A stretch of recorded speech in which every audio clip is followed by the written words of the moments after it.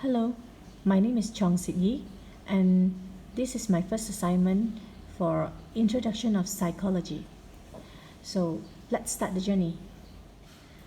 The word psychology actually makes me think of somebody who would use a pocket watch to put someone else into unconscious state and then try to explore the unconscious mind to look for answer, or about how to read people's mind and so on. It's all about trying to find out what and why people think and act in a certain way and how to make changes and control. People always want to know why would people do what they do? Are they likely to happen again? And if they do, how to avoid them? So such knowledge allows them to predict their own behavior and that of others.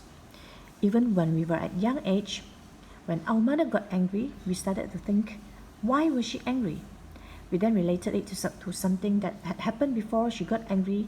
For example, I just broke my mother's very expensive lipstick given by my father. So then the next time, we would be more careful, and it became a common sense to us for not playing with our mother's makeup, or we would ask permission if we want to see or touch any of her things so that we would avoid making our mother angry.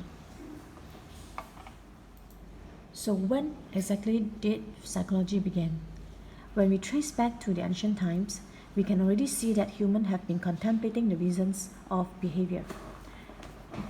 This characteristic is obvious when we see they will observe the behavior of the animals that they hunt in their hunting activity to ensure the smoothness of the process.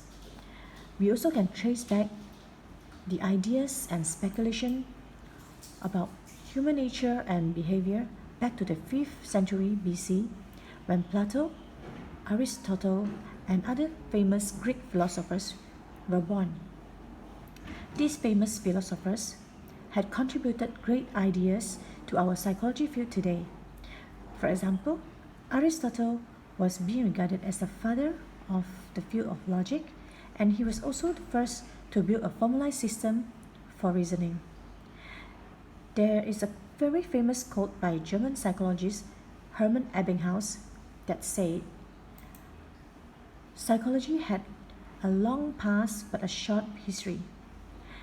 And this quote suggested that psychology started as early as the times of ancient Greeks, but the traditional explanation is that psychology emerged in the 19th century because that was when the field distanced itself from philosophy and become an empirical science.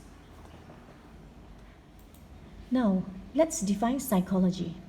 Psychology is a scientific study of behavior and mental processes. Now, let's look at scientific study.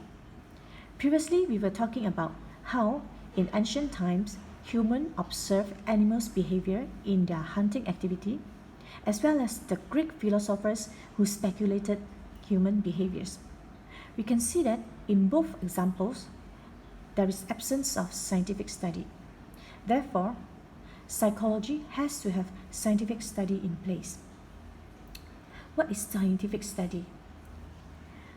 Scientific study is the method that is used in a very systematic way to identify a problem that we want to study, and we have to carefully design a study to investigate the problem. It can be like a laboratory test or open-end interview and so on. Then, with the data collected from the study, we analyze them and draw conclusion, and finally, we communicate the findings from the study. Then what is behavior? It is defined as an observable and measurable action or reaction. For example, talking, walking, blood pressure, heartbeat, and so on. While mental processes are more private mental processes to individual, such as our dream, our thoughts, memories, and so on.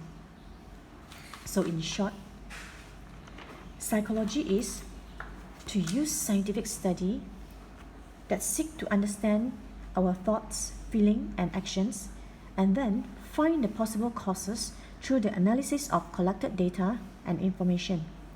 With the findings, it is then used to predict the behavior or mental processes to help improve the condition or to solve problems. So we are done with defining psychology. Now let's look at what are all the psychologists trying to achieve when they conduct their studies. Literally, all of them have 4 goals. The first one is describe, and this is to find out what happened. The second one is explain, which is to answer why did he or she do it. The third one is to find out what would happen if he or she did this. Whereas the last one, control, is to find out what can he or she do next time to have a different outcome. Now, let's talk about the first goal of psychology. Describe. It is the process of identifying and describing a problem, an issue, or behavior. And researchers might start by observing human behavior and then describing a problem. It helps to distinguish normal and abnormal behavior and to obtain a better understanding and perspective of a behavior, thoughts, and actions. They can use various research methods like self-tests, natural observation, and surveys to achieve this goal. Now, let's look at one example. Researchers might want to study the impact of amount of sleep on the performance among students in their studies. So here, we can describe the problem as record the score students get in the multiple choices test for those who sleep past midnight and lesser than 6 hours versus those who sleep before 10 p.m. and sleep more than 6 hours. Here, the objective is to identify the behavior or the mental problems, and in this example is the student scores in the test that we want to study on and describe them accurately. In this case is the different sleeping time and amount of sleep. Once a behavior problem is identified, psychologists will go into the next goal to give reasons to explain the behavior. Explaining behavior helps in providing answers to why people react in certain way and what factors that affect their personality, mental processes, and their actions. There are many theories used by psychologists to explain various aspects of human behavior, such as the famous Sigmund Freud's Freudian theory. From the previous example, we can give the reason such as students slept past midnight and less than 6 hours score lesser in the test because of poorer concentration the next day. Here, we suggest that the causes that could have triggered the behaviors of the mental processes. So in short, we are to collect data and analyze them to get explanation to the behavior or the mental processes that we study. The third goal of psychology is making prediction about how people think and act. By using the past observed behaviors in describing and explaining stage, psychologists try to predict how that behavior will appear again in future or how to avoid that behavior from happening again. So we are using the same example. Researchers can make prediction as below. Students who sleep past midnight and less than 6 hours will score better if they sleep earlier and get more than 6 hours of sleep. So once we know what happens and why it happens, we can offer to speculate what will happen in the future. The last goal, and probably the most important goal in psychology, is control. It is aimed to change, influence, or control behavior to make positive, constructive, meaningful, and lasting changes in people's life and to influence their behavior for the better. From the previous example, we can say that researchers can use what they know about the link between adequate sleeping hours and students' performance to create programs to improve the behavior. Another area of psychology that we need to explore today is the different perspectives in psychology. These are founded by various famous psychologists in the world in the history of psychology. What are these perspectives in psychology? they are actually referring to the many different ways or angles in which psychologists use to explain the root of our behavior and mental processes. But why are there more than one?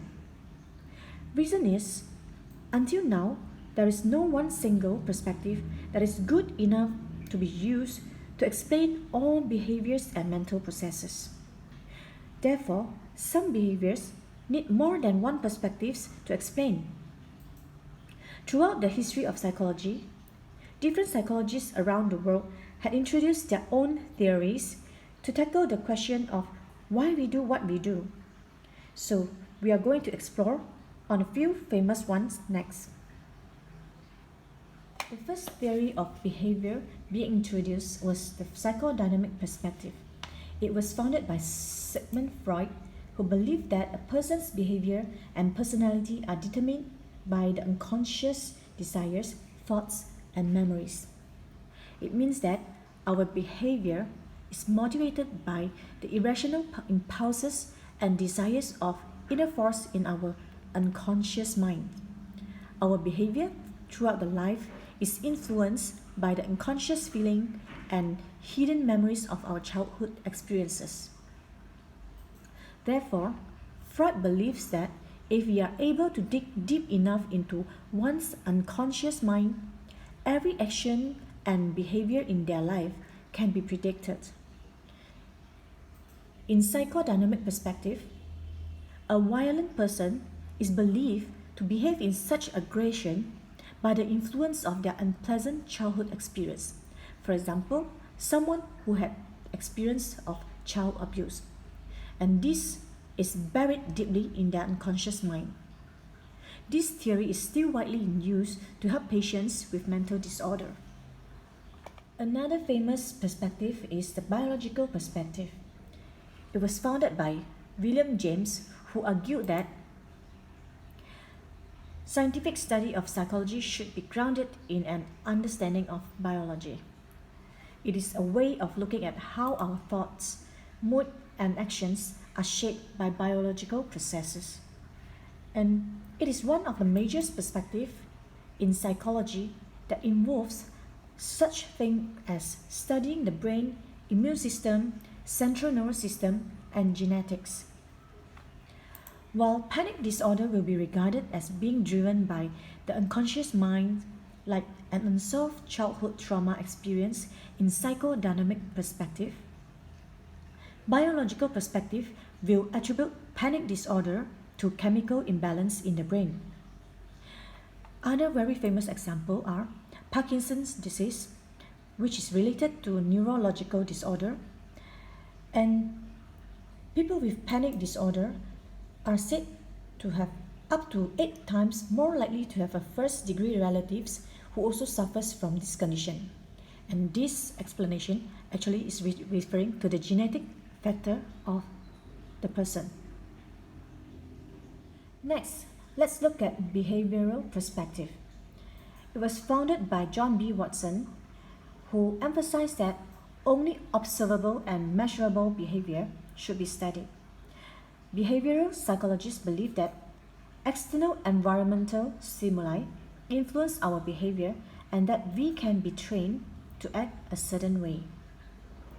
John Watson believed that behaviors can be reinforced through association and rewards and punishments.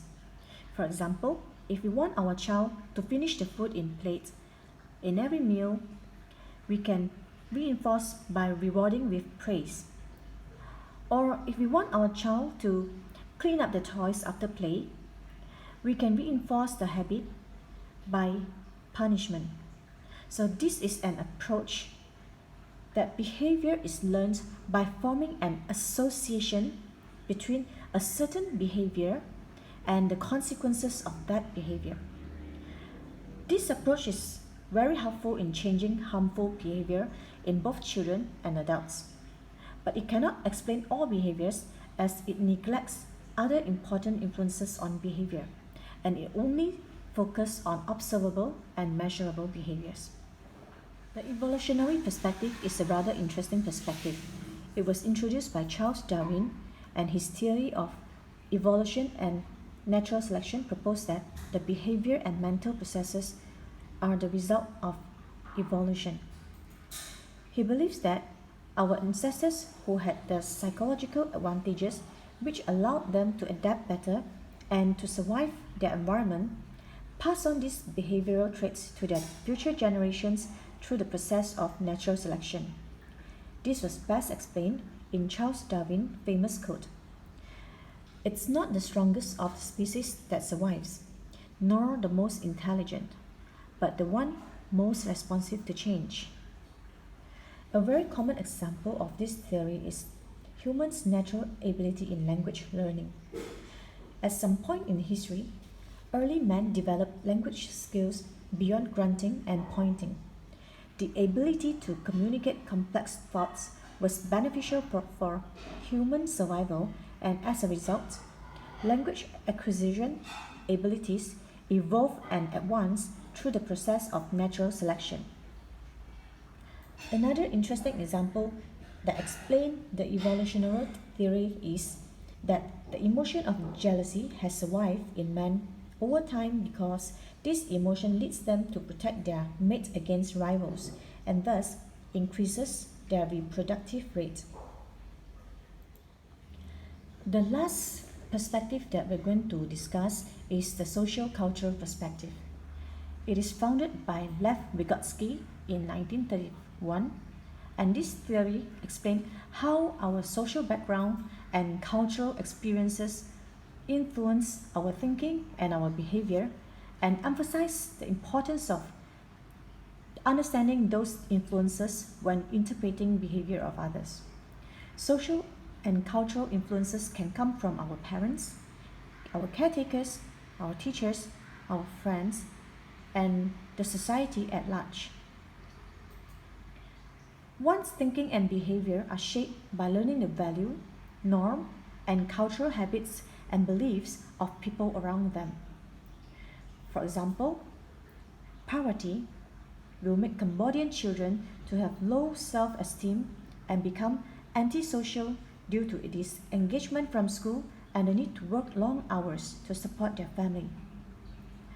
And in Malaysia, according to parents' feedback, children who go to Chinese schools with stricter school rules are more disciplined, whereas children who go to international schools appear to be more proactive in class. Studying psychology is not just about getting a PhD. It opens various doors of career opportunities to graduates. If you are a bachelor's degree graduate, you can be a counselor for different aspects of life. For example, you can be a counseling teacher who deals with student behavioral issues, or a substance abuse counselor who works with clients addicted with alcohol, cocaine, or other illegal drugs by helping them to the path of recovery, to a marriage counselor to help couples at the brink of divorce. You can also join the sports industry by being a sports psychologist that teach mental skills to athletes for enhanced performance and improved confidence. Otherwise, you can also be an athletic trainer that helps players learn recovery from injury and how they can get back in the game. Another area that provides career opportunity is the human resources department, where you can work as a trainer who creates and conduct value-added training for employees. Another role in human resources department is the recruiter, who helps to screen and recruit the best candidates as well as maintain good performance and behaviors in employees. Some graduates might be interested in the clinical field and they can choose to obtain a doctorate degree in psychology and become a psychotherapist who deals with patients with mental health disorder by psychological means rather than medical. Masters in clinical psychology graduates needs to be licensed before going into practice. Their roles are to ensure psychological well-being of patients and make positive changes in overall health. A doctorate degree in psychology can also consider to go back to college or university to become a professor whose roles are picking the textbooks they use to teach, creating assignments, as well as grading students' work. Learning psychology not just places you in many interesting job opportunities, but it is also a great learning ground for self-development. First, through the understanding of behavior and mental processes, we can understand ourselves more. We can identify our emotions and express them in words, figure out the patterns that occur between the thoughts and emotions. Thus, we can better understand why we do what we do, and this is especially helpful to help ourselves to overcome fear that has dwelt within us for long. Psychology also allows us to be a better communicator. By studying and observing others, we can communicate more clearly, purposefully, and thoughtfully with others to make sure both parties are happy and secure for being understood. We will know how to use the proper tone of voice and eye contact that is important for a smooth communication. Another benefit of studying psychology is we can use our knowledge to enhance our relationship with our loved ones, as well as the people around us. We are more able to understand others' behaviors and emotion from different perspectives, which is important to listening to the thoughts of others. Thus, we know how to reach a common understanding and how to resolve conflicts and achieve a win-win situation. For example, Dr. Wei-Jian Huang from Northwestern University in US has traveled around the world and actively coaching people to equip them with his own tailor-made psychology knowledge and relationship skills so that these people can use what they learned to help themselves and others. Knowledge of psychology is very crucial in our daily life on interpersonal skills. It helps us to get prospective clients, and for those who do sales, to close a deal, as well as asking someone on a date. With the knowledge, it benefits our overall mental health and also generating empathy to others. And last but not least, we can use our knowledge in psychology to help the society. Through different channels such as churches and schools, we can volunteer to help with counseling work to facilitate people undergoing stress in life, coaching them to identify the roots of their problems and how to look for solutions. With the increase of students' fatality due to depression in Malaysia, we can use our knowledge to contribute in tackling the problem and to reach out to this group that needs help. Psychology is a rather interesting field of study.